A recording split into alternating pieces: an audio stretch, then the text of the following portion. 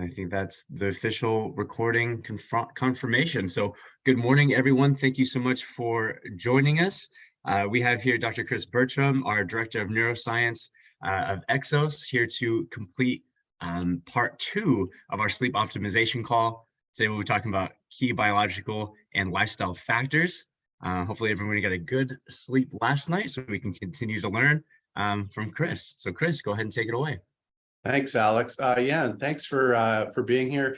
If you were with us the last time, welcome back. And if you weren't here for the first part, that's okay too. Nice to have you as well. We'll do a quick review of the main takeaways from the first session we did a couple of weeks ago. So yeah, not to worry if this is your first time. Yes, we are here to talk about sleep. The general structure of all of this was the first session was meant to be a bit of a deep dive into what sleep is all about, why we sleep, what is the architecture of sleep, what are the varying, the different values of the different stages of sleep and that sort of a thing. And then we got into a bit of a discussion around things like this, little wearable devices around sleep. And I know there were some questions that people had submitted after the fact, the questions we didn't get to last time. And a lot of those were based around things and ideas. Does this work for sleep? Does that work for sleep? And a lot of that will come up today. So if you had a question like that the last time, we may get to it specifically here. If not, there will be some time for questions near the end of this call. So just as we go forward here, here's the take-home bullets from last time. So we talked about the biology of sleep and the circadian clock. We're going to revisit that idea of the circadian clock here in a couple of minutes. We talked about the architecture of sleep. In other words, we talked about how sleep is not one thing, but sleep is at least two things. There's a section of sleep within the sleep cycle where we're in this non-REM stage of sleep, which actually has 4 stages of depth. So deep sleep counts in that bucket where you're in stage 3 and 4 of non-REM sleep. And then there's the REM sleep component of the cycle. And those sleep cycles are about 90 minutes long. And so early in the night, we tend to bias sleep more towards deep sleep or non-REM sleep. And then that shifts about halfway through the night typically, and you see more REM sleep showing up in the morning. And then we talked about how those sleep stages are important to know about and important to recognize because each of them has value in terms of our overall health and well-being. So we spent a bit of time talking about how non-REM sleep is particularly important for physical repair and regeneration through things like growth hormone release that happen only during deep sleep, right? And so we see this repair of bodily tissues during non-REM sleep. We also see some benefits towards learning, especially if you're, memorizing a series of steps and sort of rote memorization. That kind of consolidation happens a lot during non-REM sleep. And then we talked about the benefits of REM sleep, which were really about things like conceptual learning. So if we're trying to understand deep concepts now, not just a list of words or a string of numbers or steps in a series, when we're trying to really process concepts of learning, a lot of that tends to show up in REM sleep. You see that kind of memory consolidation happening there, or rather you see lack of that when we deprive people of REM sleep. And then there's this emotional processing piece that really happens a lot during REM sleep. So we know that REM sleep is really important for that emotional processing time and for some conceptual learning.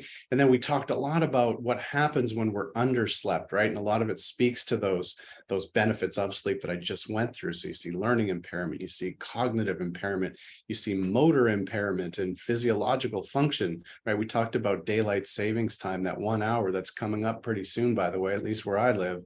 So we can expect to see some of those things showing up again on that Monday around, those increases in car accidents and cardiovascular incidents. A lot of that happens right around that time. So we talked about what good sleep would look like in terms of the overall amount of sleep and the fact that we should have maybe, so if we're getting, let's say 7 to 9 hours as an optimal amount of sleep, that doesn't have to be every night. What we want to avoid here is creating any sleep-related anxiety. If you have sleep issues, I have sleep issues. There are plenty of things that can be done about this. And even if you have a bad night or two, it is not the end of the world. We can certainly do a lot to repay some of that sleep debt, and we'll get into that a little bit. And then we talked a little bit about sleep trackers and what they can do for us, and we might revisit some of that. I have a picture to show you of some of my own sleep data later in the talk here this morning. So that's what we did last time. So we talked about the emotional regulation benefits, brain health, heart health, cognitive focus, physical performance, problem solving ability, and things around willpower. One of the questions that came up last time that we didn't actually get to answer was around sleep and weight maintenance or obesity even. So we're going to talk about that as well as we go through this a little bit more. Okay, so these are our goals for today. So again, we're here to talk about sleep optimization, right? And I know that this is a pretty hot topic, and there are some things that most people, I'm guessing, have started to hear about in terms of what we generally call sleep hygiene. So, the common things that you hear, you want to have a dark room, want to have a quiet room, you want to have a cool room. All of those things are true, and we'll touch on them a little bit later when we get down to point number 3. But we want to go a little bit deeper into this idea of sleep optimization and what we can do beyond just getting our room really dark at night. There are many other things that we can do to really help both with our quantity of sleep and the number of hours we get, but also in that quality of sleep. So we really want to be, maximizing our time in that slow wave deep sleep and also in REM sleep. And that's not to say, by the way, the one part of sleep that we didn't really talk about last time was the light sleep component. So for example, again, if I look at my Whoop data every morning, I get a total sleep score and how efficient my sleep was, how much time I spent in non-REM deep sleep, how much time I spent in REM sleep, but I also get this light sleep score, which I think a lot of people just dismiss as not valuable sleep. Actually, turns out there's a lot of value in light sleep. So, a lot of the things we do, obviously at Exos, relate to athletes and motor performance and motor learning how to use our bodies more efficiently. If that's something you're interested in and you're, let's say you're playing a sport on the weekends, if you're a golfer like me, or you do other things like skiing and snowboarding, light sleep actually is really, really important for motor learning. So there's value to all of the stages of sleep. The ones that tend to get the most press, though, tend to be around deep sleep and REM sleep, because deficiencies there can cause some pretty significant things. We're going to talk first about how we can set the stage for sleep by getting our biology working for us and not against us, because we have within us a sleep system, and it's designed to help us go to sleep at night. And the other part of it is to help us wake up and be really alert and alive during the morning hours and throughout the day. Now, that whole process is a biological process. And if we don't have that part of our biology working optimally, pretty much everything else on the list is going to be an afterthought, because it's really going to be hard to get good sleep if our biology for sleep is not working properly. So we're going to talk about what that means, and also what we can do to restore its function, to optimize our sleep biology. And then we'll get into some lifestyle things that we put into our body, things like coffee and alcohol and food, and how we move our body throughout the day. What effect, if any, do any of those things have to do with either good or bad sleep? So we'll unpack some of that. And then we'll talk at the end about your actual physical environment, your room, your bedroom, the place you sleep, and things that we can do there. And then we'll have some time for Q&A. But as Alex was saying, if things do come up along the way and you want to drop them into the chat, if I move too quickly through some point here, feel free to throw a question in and I'll try to catch it. But otherwise, we will save time at the end for questions. Okay, so step 1. Let's get the biology of sleep dialed in. When we talk about the biology of sleep, we're talking again about this 24-hour circadian clock. This is an image I showed you last time, where we have inside of us a 24-hour rhythm. It's called the circadian rhythm. Circa dia means about a day. So it's this 24-hour cycle that are really driven by 2 critical hormones. So what you see in the green line here is our cortisol. So for me, I'm on the West Coast. It's fairly early in the morning. So my cortisol is on the rise and maybe at a peak by this point in the morning, or getting closer to it. Cortisol is really important in the morning because it drives wakefulness and alertness. It's exactly what we want. Cortisol, though, should taper off throughout the day. What you don't want to see is elevated cortisol into the early evening, and especially as we get towards sleep. That's where, cortisol sort of bad rap as a stress hormone starts to show up. But don't miss the main bullet here, is that cortisol release is super critical to help us awake from our sleeping state and help us get after the day and feel alert and alive and awake, right? So we want that in the morning, but again, it should taper off in the afternoon. And around the time it starts to get close to its minimum, you see the onset of melatonin, which is another hormone. It's released by the pineal gland in the brain, and it should start to come on later in the day. And what it does is it tells the brain and the body that it's nighttime. And so we see this slow increase in melatonin throughout the evening, at least in the ideal healthy case. And then that melatonin hits a peak. That's usually about the time when we fall asleep. And then your cortisol levels will remain high throughout parts of the evening and then start to taper off, and the whole thing begins again. Now that again is happy, healthy sleep biology when everything is working fine. Typically these days, that is not the case for most people. So how can we adjust this, right? So we're going to talk about how you actually have the ability to set or to reset your circadian clock. So we're going to talk about a few things that you can do here, really actionable steps that you can utilize every single day that will cost you absolutely nothing, that can go a long way to helping to set your circadian rhythms. And we're going to talk about a few different steps here. And the first one is around the idea of getting morning light into your eyes. Now we talked about how, your brain has this internal biological clock.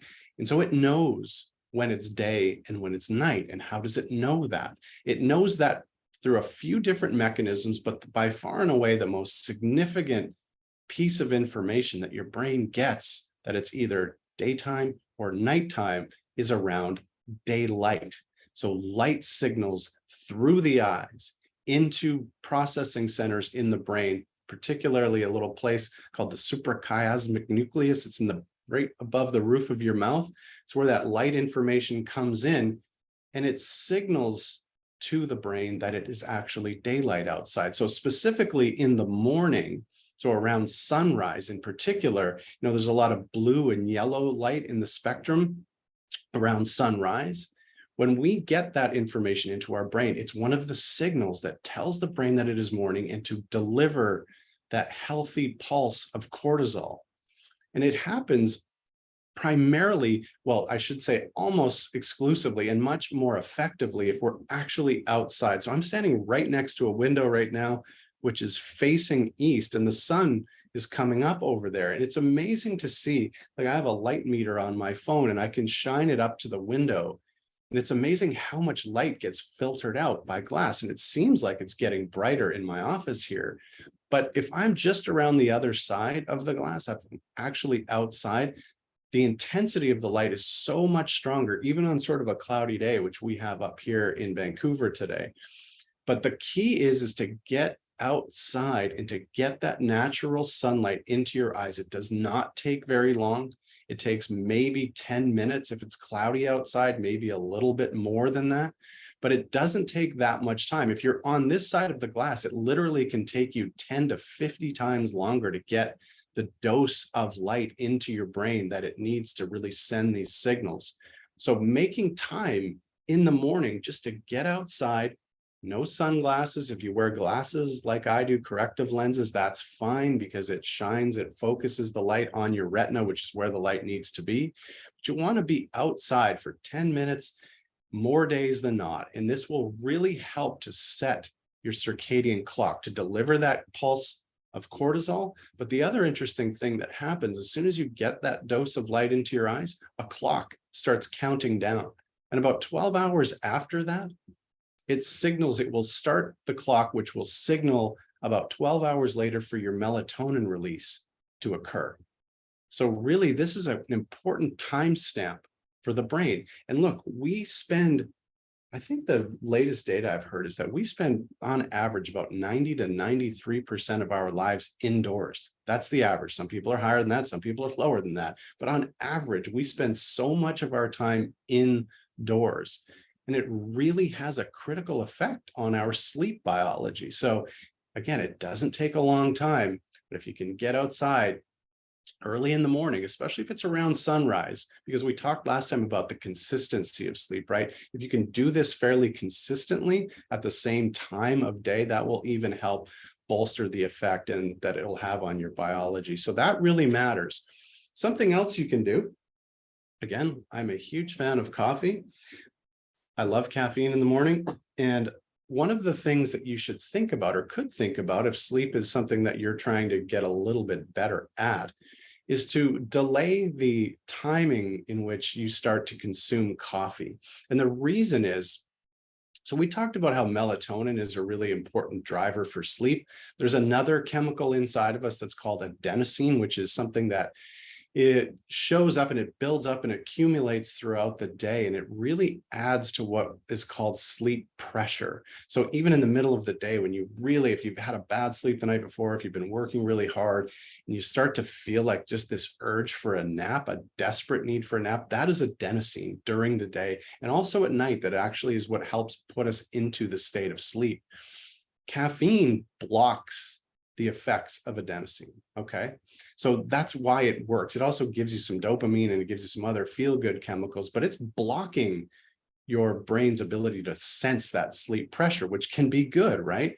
But the problem is if we drink coffee and caffeine, any kind of caffeine, doesn't have to be coffee, but if we consume caffeine first thing in the morning, one of the things that it does is it starts to interrupt that normal process that we have for wakefulness, which is that cortisol signal. So if we don't give the cortisol signal enough time to come online, and we instead just supplement with caffeine to drive wakefulness, that cortisol signal over time will dampen. So what we want to do ideally is give ourselves a bit of time, maybe half an hour at first, or maybe an hour ideally, or maybe even 2 if you want to push it out.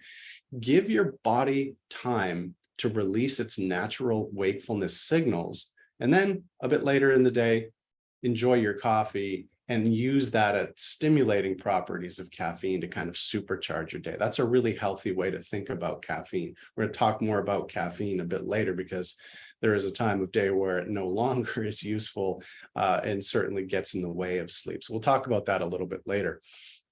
Another thing you can do, another thing that really can help you dial in this circadian rhythm. So that again, the brain takes signals from the environment in terms of what time of day it is. So if you think about that light signal in the morning, your body also can use movement as a secondary signal to tell the brain that it is time to get up and to get, you know, the cortisol release happening and all of the other things that drive wakefulness. Movement is another signal that the brain understands. So it's really easy. I mean, we're starting to see the start of a protocol here, right? Where you could get up in the morning, go outside, have a bit of a walk, and then maybe come back in and have some coffee. So those 3 things right there are important. The other thing is thinking about the timing of food. This is a big conversation, but certainly if you're consistent with when you eat, and so some people like to eat first thing in the morning, some people like to intermittent fast these days where they might not eat until 12 o'clock. As long as you're fairly consistent with when you're giving your body food, it can drive another signal that, okay, it is the start of the day. So maybe you're the kind of person who wakes up early. Maybe you go outside and take your dog for a walk, and you come home and have coffee. Then you put food into your system. All of those things combined, especially if you do it consistently, will tell your brain and body that this is the start of the day, and all of these good processes can then happen.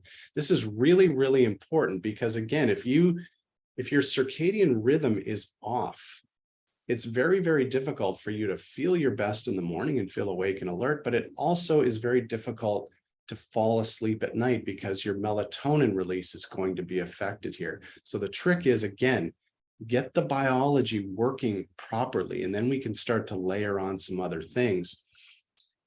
There's one other time where natural light can be really, really useful, and that's around the end of the day. So sometime around sunset. This is where you can get a secondary signal into your brain to say, okay, now I know, and your brain knows, and your eyes absorb the frequency of the light around sunset, and it tells your brain now that the day is ending. That can be a reinforcing signal if you've done steps 1 through 4, that now the day is ending. It helps suppress cortisol even further and can remind your system that it's actually now time to release melatonin. That can be a very useful second timestamp for the brain to say, okay, now we're moving into evening, and we want to start slowing down the system and getting some melatonin on board so that we can start getting ready to go to sleep eventually. The last point about light is that we want to really think about avoiding late night light. And this particularly tends to be, what we know from the data here is that anything between about 11 p.m. and 4 a.m., if you have bright light exposure during those hours, it can highly disrupt this circadian biology that we've just been talking about. So even if you've done those other things, you can throw a bit of a wrench into it if you get up in the middle of the night. I know a lot of people who do this. They might struggle with sleep, and they wake up in the middle of the night and they grab their phone first thing. Now, that's not a great strategy for a number of reasons. But if you just think about, like, let's not even think about the stimulation that you might get through the content of reading an email or scrolling through Twitter in the middle of the night, right? Like, that's agitating as it is. But even without that, just the very fact that you're shining intense light into your eyes in the middle of the night is a signal to your brain, which is very disruptive, right? So your brain thinks it's the middle of the night, it's got melatonin going and all of the rest of it. And all of a sudden you shine this really intense light into your eyes, which is part of your brain. It's going directly into your brain. And it's saying, well, I guess it's not nighttime anymore. I need to dampen that melatonin release. I need to get some cortisol into the system. So light, again, at times of day is very, very important. And blue light even is really, really important in the morning. That's what is in sunrise light, right? We want it in the morning. But what we don't want to have is bright light beyond about 10 or 11 o'clock at night. So if you can avoid that at all costs, do so. I've even gone to the point now where early in the evening, I've got kids that are, early teenagers, and they like to flick on every light in the house in the evening. And so I try to make an effort of going around and dimming a lot of lights and turning off as many lights as I can in the evening. Try to put the phone away a little bit early. It's not even as bad, by the way, to have TV on because we're a little bit further away from it. I know, good news for TV, right? Who thought? But it's actually not as intense of a light source, especially if it's across the room and the room is kind of otherwise dark. It doesn't seem to actually be as disruptive for sleep. So we want to think about using light effectively and avoiding light when it is really counterproductive for sleep. Okay, so that's the part about the biology of sleep that we really want to make sure that we're getting correct at the outset. From there, let's talk about what else you can do. And what we're really talking about here, avoiding disruptors of sleep. So this picture here looks very tempting to me. I do a lot of, working on my computer with a nice cup of coffee beside me. But again, time and a place. So let's just talk about caffeine for a minute. I'm a big fan of caffeine. As I said, it wasn't that long ago that I was the person who would drink a lot of coffee in the morning, and then I'd supplement with coffee in the mid-afternoon when I felt a bit of a lull. And then it was not unusual for me, especially if I'm out to dinner or something, to have an espresso or something after dinner. And I would always say, you know what, that's not a problem because I'm able to fall asleep just fine. Was true of me, but one of the things that this device on my wrist showed me, and this was something I've tested more times than I needed to, but just to convince myself that I literally was disrupting my deep sleep whenever I would do this. I might still sleep for 7 or 8 hours, but my quality of sleep was really disrupted. And it is because caffeine has a half-life of about 8 hours and a quarter life of close to 10 or 12 hours. So if you're drinking caffeine even around noon, by the time 10 o'clock rolls around, when a lot of us tend to go to sleep, you've still got a quarter of that caffeine circulating through your bloodstream. And as we know, caffeine is a stimulant and it affects sleep. So for some people, it'll affect their ability to fall asleep at night. And for me, it really tends to show up in the quality of my sleep, specifically in disrupting my deep sleep, that, stage 3 and 4 of non-REM. So for me, what I try to think about with caffeine to have a bit better relationship, it took me a long time to get to this, folks, I promise you. So for me, it's like, get up in the morning, get outside, get some light, have caffeine, and I just fill my boots with caffeine until about 12 o'clock. And then I cut it off. That's not to say, as I said, there's still going to be some caffeine in my system later in the day, but that's where I've landed at my particular age of 52 years old. That seems to be a system that works for me. Maybe I'll even taper it back to 11 o'clock in the morning this year. We'll see. But just know that it does have an impact. Even if you're the kind of person who says they can fall asleep, no problem, even if you've had caffeine, trust me and trust the data that exists beyond my N=1. It does have an impact. So give that some thought. There's a lot of talk about movement and exercise and as it relates to sleep. And certainly there is great data to support the idea that having a regular exercise routine is highly beneficial for sleep, both in terms of quality and quantity. You see this almost linearly increase. The more we exercise, the more consistently we exercise, the better our sleep at night. That is true with one interesting exception. So if you're the kind of person who likes to do exercise after work or into the evening, generally speaking, fine. The one type of exercise that has been shown to have some disruptive effect on our sleep is high intensity workouts. So if you're the kind of person who likes to do HIIT workouts or CrossFit or something, doing that, maybe anywhere inside of 2 hours before bed can have it. Like, these are very intense exercises that are very stimulating, especially to our central nervous system and our autonomic nervous system. And they can be a bit disruptive when it comes to being able to settle down the system and get ready for bed at night. But outside of that, generally speaking, exercise is great. If you're into high intensity workouts, maybe think about doing them a little bit early, a little bit further away from when you normally go to sleep at night. Late night snacks. Okay. Food and sleep is a really important conversation too. And one of the things you want to think about trying to avoid is eating too close to bed. The advice that we give is try to not eat 2 or 3 hours before your regular bedtime. Food absolutely is disruptive to the sleep cycle. And that doesn't just have to be sugary foods or junk food or anything like that. It could be really healthy food. Even healthy food close to bed does have a disruptive effect. Certainly junky foods and high sugar foods can be more disruptive, but really any food that goes into our system can be disruptive for sleep. And the reason is basically this: when you eat food, the blood starts to go in towards your stomach, and digestion creates thermogenesis. You start to heat up your core temperature when your body is digesting food. What needs to happen when we go to sleep at night is your body temperature, your core temperature actually needs to come down in order to fall asleep. Doesn't take much. It's a very, subtle system we're talking about here, but just the act of digestion raises the body temperature enough that it can disrupt sleep and the sleep architecture. So again, you may fall asleep just fine after eating really close to bed, but your quality of sleep in those critical stages, especially in deep sleep here with food, can be a real issue. So you want to think about maybe tapering off late night snacks. Think about maybe 2 hours before bedtime as a rule of thumb. Again, not every night. It's not the end of the world. If you happen to be out and you have a late dinner one night, it's not the end of the world. These are more days than not, as a general piece of advice there. Alcohol.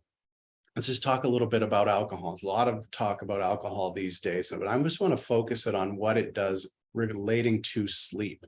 So one of the things about alcohol that's really, really interesting is that it is known to be a disruptor of sleep. If you've ever had too many drinks, maybe you think back to your college days when you were out really late and do a little bit of partying, you might come home and have, you might be in bed for 8 or 10 hours, but you'll still wake up and feel awful. There are a few reasons for that, but certainly one of the reasons is that alcohol is really disruptive to your sleep architecture. And interestingly enough, if you look at where alcohol tends to disrupt the sleep cycle, it's around the REM part of the sleep cycle. So if you think about going back to what REM sleep does for us, one of the key parts of REM sleep is that it's really important for processing emotionally intense memories from the day before, right? Because we know that if we don't get REM sleep, we're more reactive to things that happen the day before. Now, if you think about, our relationship with alcohol, and by the way, I consume alcohol from time to time.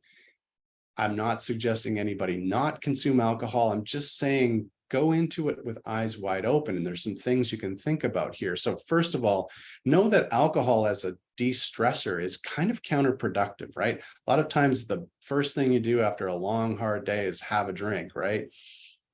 Know that alcohol is really good at putting you to sleep. Like, it suppresses the central nervous system for a period of time, and it can really help put you to sleep. But what happens about 2 or 3 hours in is, throughout the processing of alcohol, it actually starts to activate the nervous system. So you might find yourself waking up 3 hours into your sleep and going, why am I wide awake here? That's one of the main issues with alcohol, is it becomes a stimulant throughout the processing of the alcohol as you're trying to metabolize it out of your system. And so it can wake you up. And even if it doesn't, it absolutely is disrupting your REM sleep. Okay. Now, we said that caffeine has quite a long half-life. Alcohol's half-life is quite a bit shorter. So again, if you're thinking about, or if you do consume alcohol, just best practices, think about it a little bit earlier in the evening, and it won't be quite as disruptive to sleep. Okay, now we're getting close to the time where I said we would give questions. So this is where we're going to get into the easy stuff, okay? So now we've talked about biology of sleep. We've talked about reducing some of the lifestyle factors that can disrupt sleep. And now we'll get into the things that you can do within your actual physical sleep environment. And this is where these 3 pieces of advice around dark, quiet, and cold really can come into play. So we want to make sure, we've already talked about light. Light can be disruptive for sleep. So make your room as dark as you can, as quiet as you can, and as cool as you can at night. It's not to say that you can't have nice warm blankets. You don't want to be shivering under there either, but your body temperature should come down. That's what happens in our normal 24-hour cycle. Melatonin helps bring down body temperature. That's one of the signals for sleep. And so you can aid that by not having your room too hot, maybe opening a window and cooling the room down, or even air conditioning if you're in a place where it's really, really warm in the evenings can be beneficial here. Okay, so dark, quiet, cold. When I say quiet, by the way, one caveat to that, I'm a big fan of white noise. So I have a fan in my room at night because there are sounds outside of my house that can be disruptive. So if you live in a place that's really, really quiet, that's great. If you don't, white noise can be a really beneficial tool. What you don't want to have is just occasional booms and bangs that can wake you up and sort of jar you out of the sleep that you're in. So white noise can be useful for things like that. Now, one quick point. This is a bit of a follow-up. I said I was going to show you some of my Whoop data here. So this is what I get every day when I wake up. And one of the things that's really important to note, and this is a deep conversation and one that we can save for another time, but just know this, that sometimes even when you have a great sleep, sometimes that still doesn't give you enough in terms of your overall recovery and how you feel in the morning. So these are data from a couple of years ago. For me, this happened to be a time, it was in November, where I was getting close to the end of the year. I had a lot of tasks piling up on my desk, and under quite a bit of stress, work-related and at home, there was a bunch of things going on in my life. And on this particular night, my Whoop said I slept for 7 hours and 14 minutes, which for me was that typically is a good night's sleep. That's 7 or 8 hours is what I generally try to shoot for. Got 91%, but my recovery score that day, as you can see here, was red, which means not good, and it was about 31%. Now, the way Whoop calculates that is a whole different question, but it has to do with how much recovery I'm getting in my autonomic nervous system. Am I too active in my sympathetic state? Am I not being able to relax? And this can happen. And I just want to point this out that, even sometimes when we're really up against it, even when we have a good night's sleep, sometimes that is not enough to fully recharge the batteries. And so one of the things that I wanted to just mention that we talked a little bit about last time is that naps can be really beneficial here. Thinking about other ways to recover throughout the day beyond sleep, because in terms of our overall recovery toolkit, sleep is number one. I think we've made that point pretty clear by now. But sometimes even when sleep is not enough, we can think about doing other things throughout the day, just taking 5 or 10 minutes even to just grab a bit of time to go for a walk outside, get away from screens, even to grab a 5 or 10-minute nap can be really, really powerful tools to kind of repay some of that sleep debt. If you're going to nap, if you have the luxury of being able to nap throughout the day, just remember your sleep cycles, okay? Remember, they're about 90 minutes long. And what you don't want to do is wake up about 50 minutes into a nap when you might be into those stages 3 and 4 of deep sleep, or maybe even into some REM sleep, because you'll wake up from that feeling quite groggy, and it'll be very difficult to kind of get yourself back online. So good rule of thumb for naps.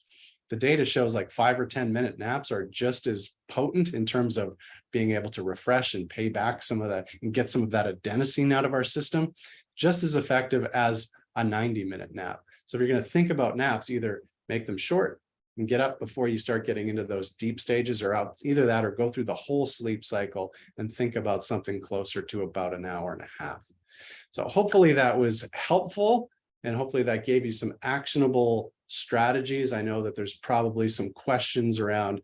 I see a question here in the chat about melatonin. So why don't we go ahead and jump into this? So Alex, I don't know if you're in there, if you've looked at some of the other questions that have shown up, but I do see some things around some melatonin, which we can definitely jump into first. Is that a good place to start?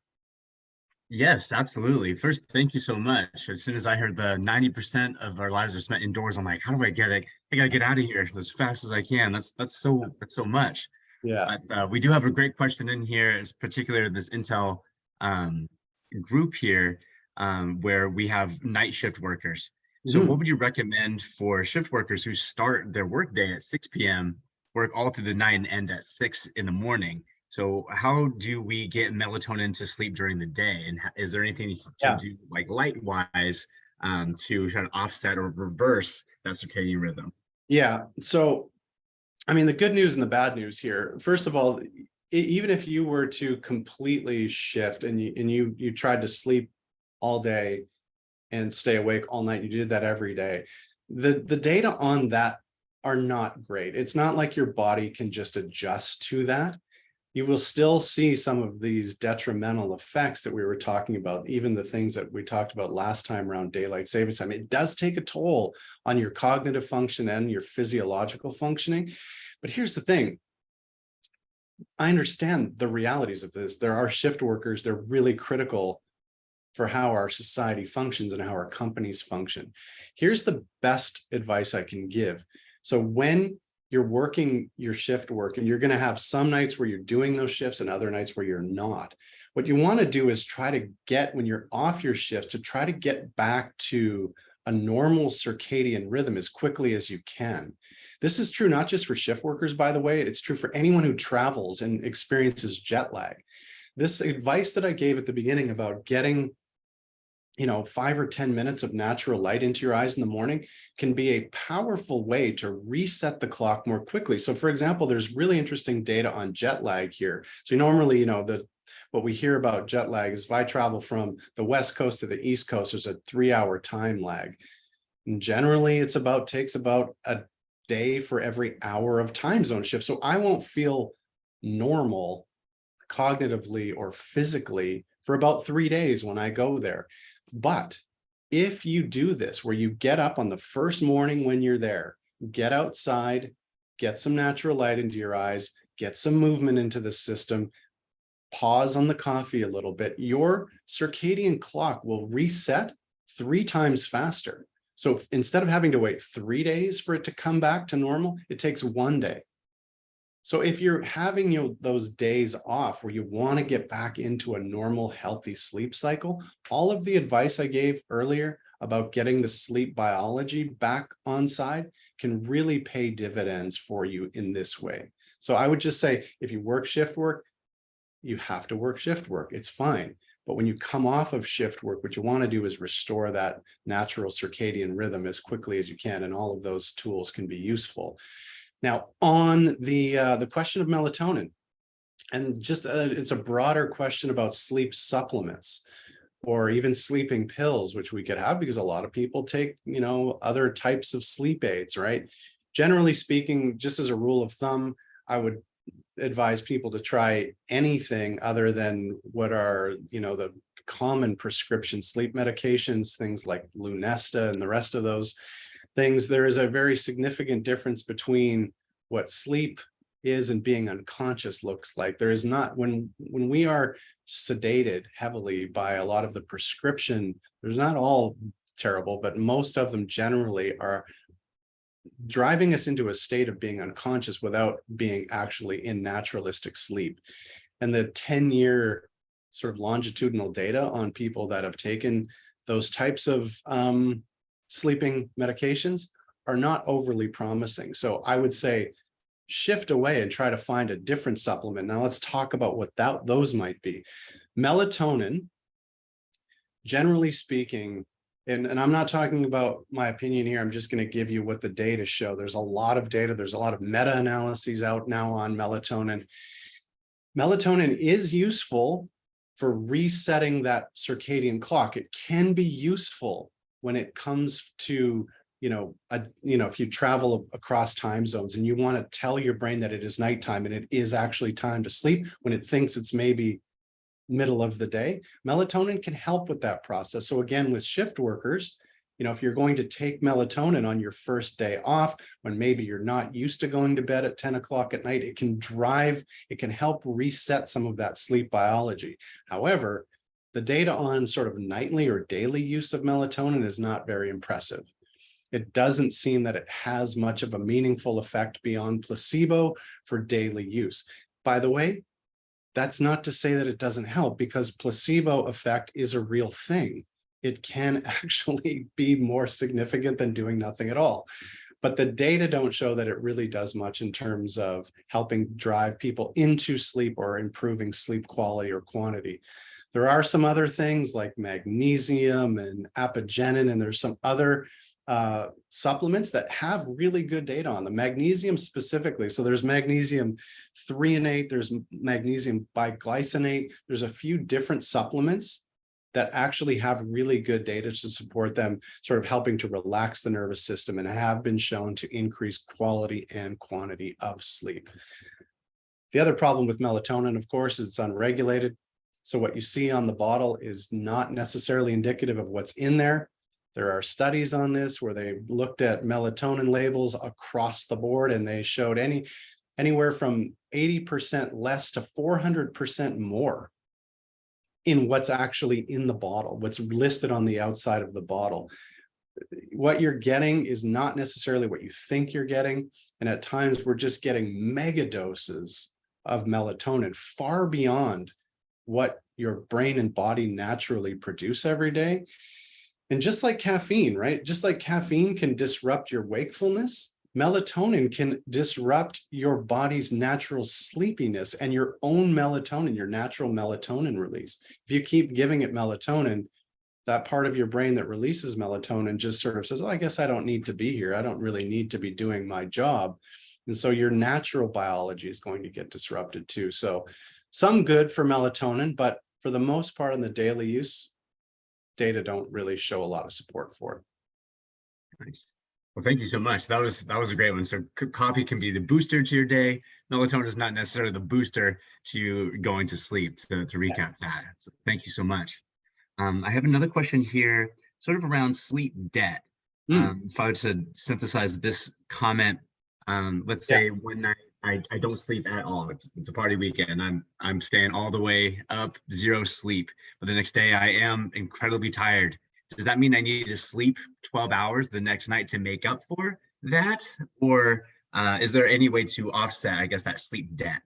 Yeah. So I think the comment here is sleep debt, as mentioned. I heard a nutritionist talking, said that this cannot be made up.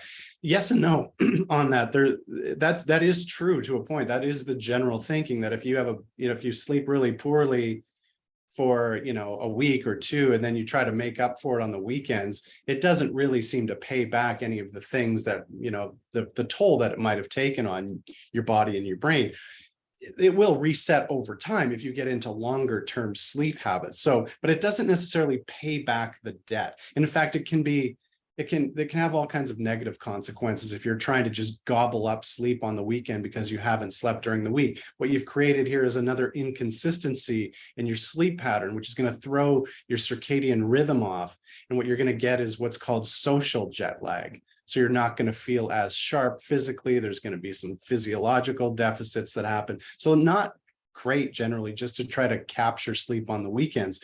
There is some interesting work going on. And if anybody has listens to podcasts, you've probably heard this term lately of non-sleep deep rest, or NSDR protocols, which basically involve anywhere between about a 5-minute to a 20-minute protocol. And sometimes these are traditional yoga nidra protocols, but there are others that aren't kind of from the yoga community, that all they're designed to do is take you through a very quiet body scan. And what it does is it slowly brings down your autonomic nervous system arousal level, and it drives you into a state which very much resembles a nap, but you don't even have to be asleep. It's called non-sleep deep rest, but it takes your body and brain into this very deep. If you've ever been in a float tank, by the way, this is kind of what happens in a float tank, and your brain waves start to change, and you see theta activity in your brain, which is a signature of REM sleep, which is really interesting. What happens when you do these protocols is really interesting, and there is really good research on this now. It does seem to show that it can pay back some of that sleep debt from the night before. So if you happen to have a very poor night's sleep and you're feeling really sluggish during the day, doing one of these protocols for 10 or 15 minutes can really do a lot to re-energizing you and boosting your energy levels and paying back some of that sleep debt and getting some of that adenosine grogginess out of your system. The other benefit to those protocols, by the way, that is a bit of an aside, but I think I mentioned this in the first talk. My world is generally focused around how we can supercharge learning, so how we can get better, faster at whatever it is we're trying to do. NSDR protocols are really interesting because they've done studies where you give half the group these protocols during the day and the other half doesn't get them, and then you sort of introduce learning activity. The group that has the NSDR break in the day, the next day shows better retention on the learning task. And that's with sleep that night being controlled for. So it seems like there's a real interesting benefit here to this really, unplugging and down, or just bringing the system back down to zero throughout the day, or at least turn the volume knob way down on our arousal levels. So it can help repay some of that sleep debt, but can also have benefits for learning, which is really cool to me. Wow. NSDR, is that like a quick Google? Is there a good synopsis on what that protocol actually looks like? Is that just like a 5-minute meditation of unplugging, as you had mentioned, or how can we learn more about NSDR protocol? So you could easily Google this nowadays. You could just Google NSDR, non-sleep deep rest, or you can even look up yoga nidra.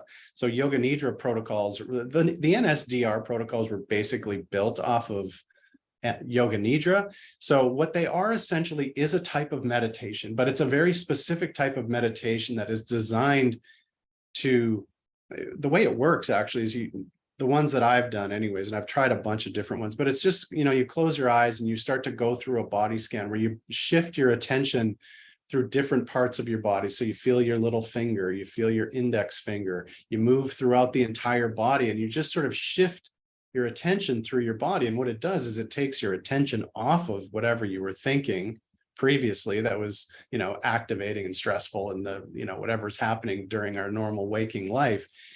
And it just seems to downregulate the entire nervous system, and you get very close to sleep if you've got a quiet place to do it. And then it just sort of brings you back online, and you show up and you come back out of that state. And it is really, really powerful as a refresher during the day. And, this really can be one of those ways to combat, those days where you might have even had a good sleep the night before, but you're still not feeling 100%. These can be really useful tools. Doesn't take long. 5, 10, 15 minutes is all you need. Amazing. And as Carla had mentioned here in the chat box, there are yoga nidra options in the Exos Fit app. Download that app if you haven't yet already. Carla, thank you. Yes, I would be remiss if I didn't mention that we have taken it upon ourselves to put some of these yoga nidra protocols and meditations of a sort. Remember, there's lots of different meditation, and we have different types of meditation for different purposes. But these yoga nidra meditations are designed specifically for this non-sleep deep rest, so quick recharges during the day. They also help you fall asleep at night if you really want to use them there too. That'll help. Perfect. That's the best commercial I think we could possibly get for the app and for those yoga nidra calls. Let's see. Michael asked a question. Understood the negative impact of alcohol and late night food, but are there any good foods or drinks to help you sleep better? And I think, Michael, we do have some nutrition calls coming up later on as well, where some of our dietitians and nutritionists will be talking about this. But yeah, Chris, while we have you here, any things that comes to mind on that? Yeah, so yeah, I'll first of all just acknowledge that I think these will be great questions for a dietitian nutritionist, but I'll give you my take on it just from the pure neuroscience of this.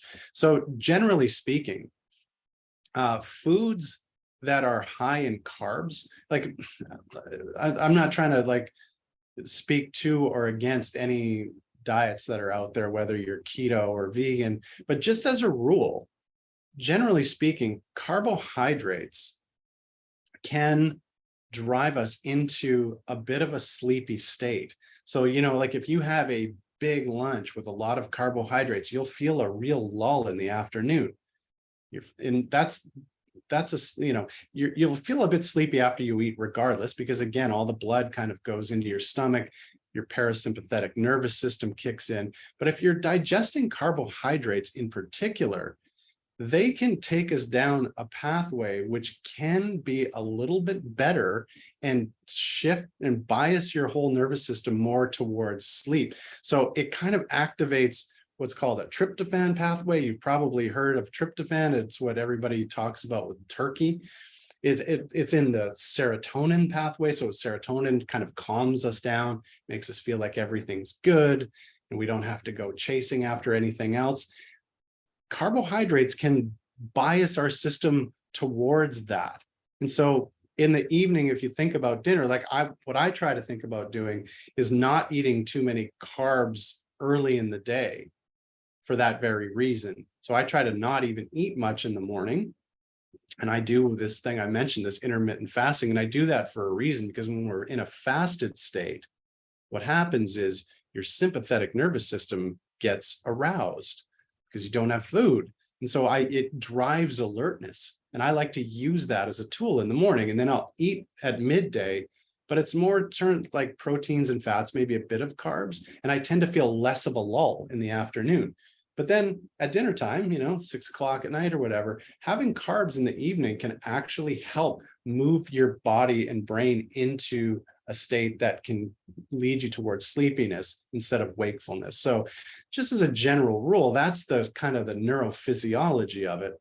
But in terms of alcohol, I would say alcohol is alcohol. There's no real, good versus bad types of alcohol in terms of sleep. Just try not to do it too close to bed. Give your body time to process it and metabolize it. And that will help, be a little bit more conducive towards sleep. Excellent. Thank you so much. Well, I don't see any more questions here in the chat box. We are coming up to the end of the hour. Dr. Chris Bertram, thank you so much for hopping in on this call. We do have this recorded. We will put this back up on Yammer once it's loaded up onto YouTube. But again, thank you so much for taking the time to speak to us today. Dr. Chris Bertram here, everyone here, thank you so much. My pleasure, I think Alex. we'll And call thanks it for that. being here. Thanks for the great questions. And hopefully there was something that everybody found that will be somewhat useful in your quest for more and better sleep. Excellent. I'm excited to go to sleep tonight and try some of these things, but hopefully not too excited to where I can't fall asleep. So thank you so much again for the time. All right. Have a good day, folks.